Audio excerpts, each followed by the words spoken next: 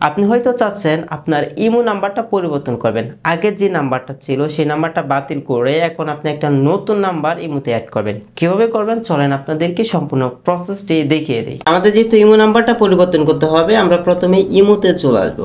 কর্নারের দিকে প্রোফাইল পেয়ে যাব, আমরা এই প্রোফাইলে ক্লিক করে দেব। তারপর এখান থেকে সেটিংস আমরা এখানে ক্লিক করব। সেটিংস থেকে এখানে অ্যাকাউন্ট অ্যান্ড সিকিউরিটি আমরা এখানে ক্লিক করে দেব। তারপর নিচের দিকে আমরা একটু লক্ষ্য করে দেখতে পাবো চেঞ্জ ফোন নাম্বার, এখানে আমরা ক্লিক করে দেব। তারপর চেঞ্জ নাম্বার এখানে ক্লিক করব।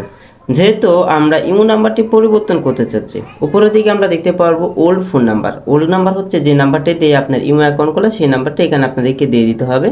ওকে, আমি আমার নাম্বারটা দিয়ে দিয়েছি। তারপর নিচের দিকে হচ্ছে আপনাদেরকে দিতে হবে new phone number. New number হচ্ছে যে নাম্বারটি আপনি ইমোতে দিতে যাচ্ছেন সেই নাম্বারটা এখানে দিয়ে দিবেন। আমি আমারটি দিয়ে দিচ্ছি। ওকে, নাম্বার দেওয়া হয়ে গেলে এখান থেকে টিকমার্ক আমরা এখানে ক্লিক করে দেব। তারপর এখান থেকে কন্টিনিউ আমরা এখানে ক্লিক করে দেব।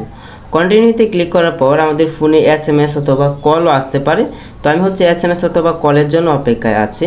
তো আমার এখানে কিন্তু SMS এসেছে অটোমেটিকলি, দেখেন সাকসেস হয়ে গেছে। প্রায় সময় দেখা যায় কলে কিন্তু আসে।